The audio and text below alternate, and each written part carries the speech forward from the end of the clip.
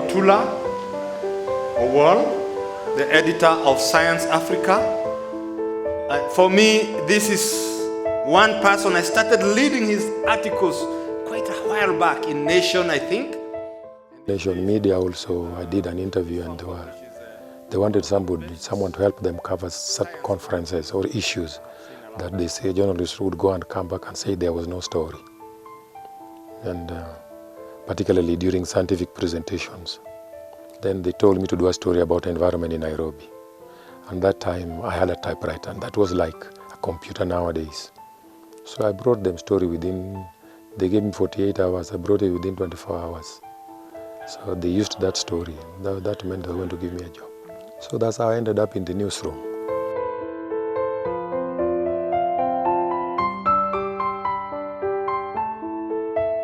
A good journalist is one who has, first of all, deals with issues, particularly in a part of the world, that are relevant, and they don't forget that they are the people's watchdog. They are the eyes of the people. They are very, particularly in our part of the world, they are the voice of the people who are unheard, the people who are unseen.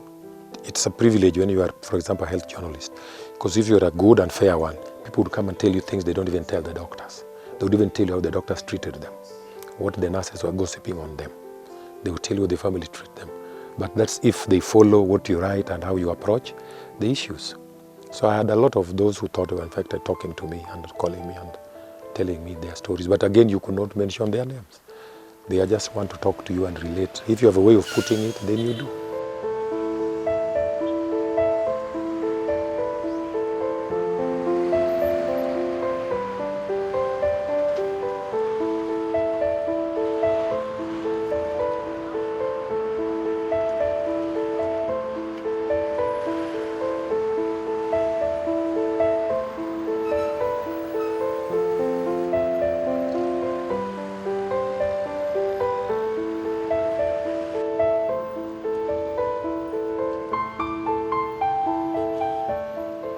The newsrooms were, I would say, they were more scared than anybody, because it was like something they didn't understand.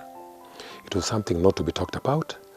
If you said it is in your country, it's like you are unpatriotic.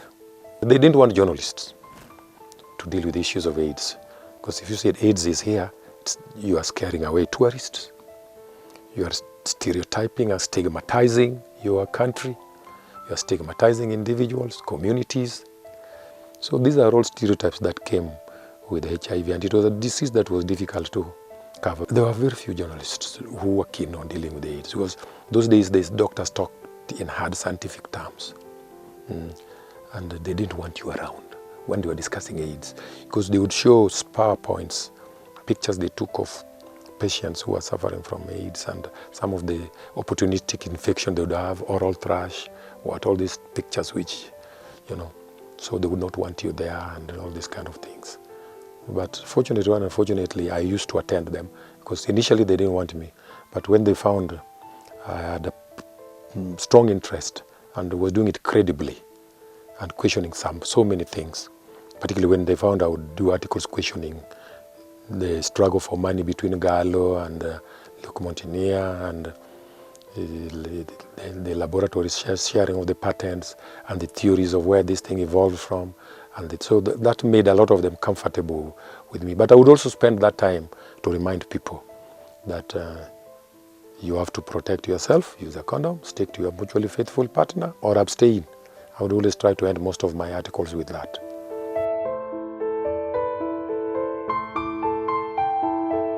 It was an ongoing story from very many angles. The angle of it has the chances to exterminate people, and the chances that children can also come with infection when they are born. It had lots of implications for survival and even socioeconomic development, because if it is a disease that if you want cripples people, you don't work for a long period, and that kind of, the implications were actually serious also. The uncertainty of the HIV on very many angles. Some people would say it's not it. They didn't even know which kind of, they had to classify it, they had to agree now on one name. And so the frustration as a journalist, because journalists also, science journalism is about dealing with proven knowledge. So whenever I went to the cover days, I always find everything said was not proven. The tests, the emerging cures, the sources of this virus, nothing seemed to have been proven.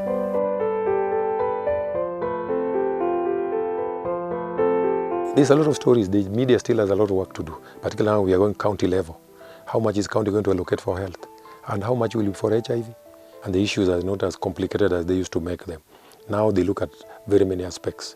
Where it is going, the tests are more direct, people are more open.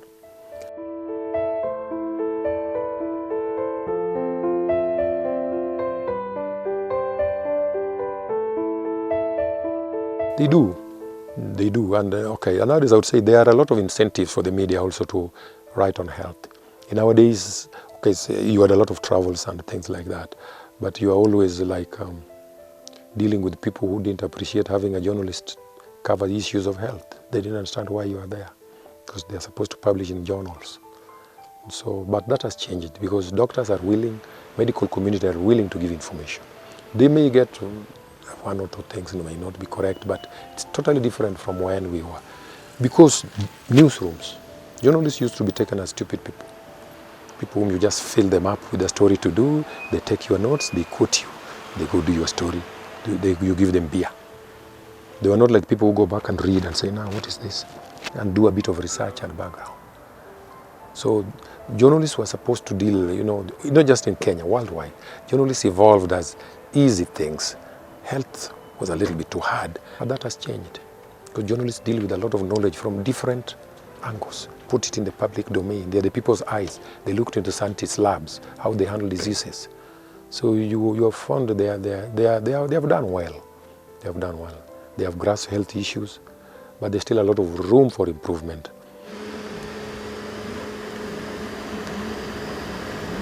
Back in Nigeria, there was a case of a famous medical person, Abalaka. There was the case of him also claiming he had a cure.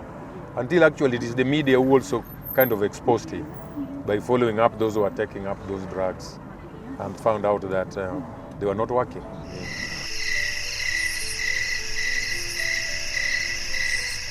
There's a lot of stories I have to say I left out because maybe it was not their time.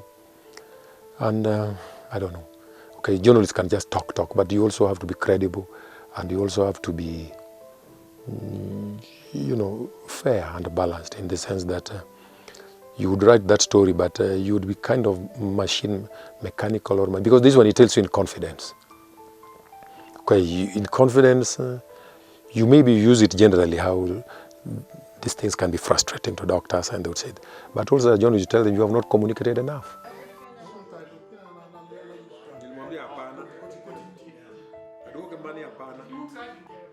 Journalists have held policy worldwide. They have made researchers put them on their toes, policy makers to allocate money. They have increased awareness, and it has also improved the level of understanding of health issues as a whole, diseases. It has brought a lot of, enlightenment on disease issues. Everybody, from the presidents of the world to the queens to the kings, are interested in health issues. Let them not cheat you. So health journalists and AIDS has been at the center of health journalism for a long time because it's linked to sex, it is linked to other diseases, it is linked to stigma, it is linked to psychology, every other thing. So I would still say health journalism should improve. Improve does not mean it is poor, but we want more interested in, should be more targeting, should have more impact on policy, and so that more funds are allocated, should hold researchers accountable, should hold the medical community accountable, should also enlighten individuals, especially in the era of FM stations, community radio stations, in the era of mobile, you can send a message. There is no excuse why the public cannot be enlightened.